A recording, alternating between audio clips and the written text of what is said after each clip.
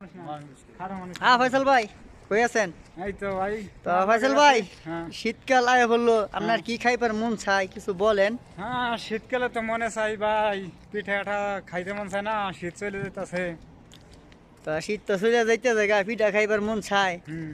দেশ কি ভাবি আছে না বিয়া সার হয়েছেন? না, ভাবি তো অবশ্যই আছে।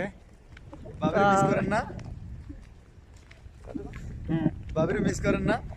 হ্যাঁ, মিস প্রবাসী থাকলে তো অবশ্যই মিস করার লাগে।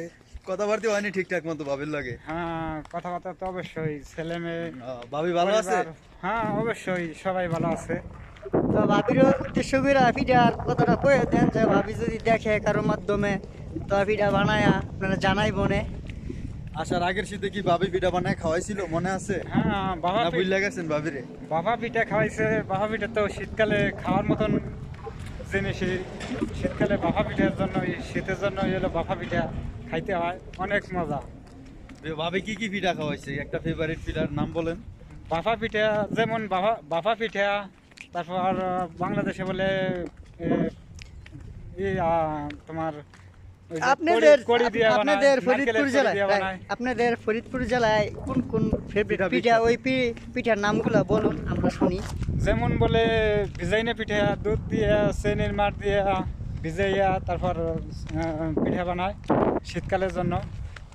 চিতাই পিঠা যারে বলে বাংলাদেশে, এগুলা। আর কি কি? আর যেমন গরুর গোশ দিয়া, তারপর রুটি পিঠা। রুটি পিঠা, তারপর সিদ্ধ রুটি বলে, এগুলা তো খাইতে খুব মজাই হয় মনে খাইতে হয়। অনেক মজা, সেই মজা খাওয়ার মতন পিঠা এগুলোই শীতের জন্য।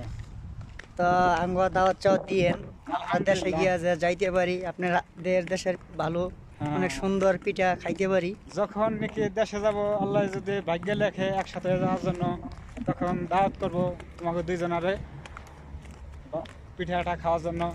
বাবি কি খাওয়াইবো আঙ্গুরের পিঠা? হ্যাঁ অবশ্যই খাওয়াবো। ভাবি খাইবো না কে?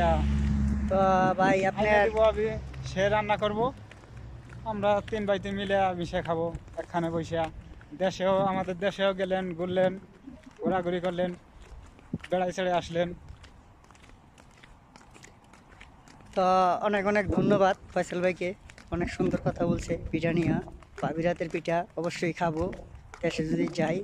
এখন আমরা সৌদি আরব আছি। যারা যারা ভিডিওটা দেখবেন লাইক শেয়ার কমেন্ট করবেন, চ্যানেলের পাশে থাকবেন। আল্লাহ হাফেজ।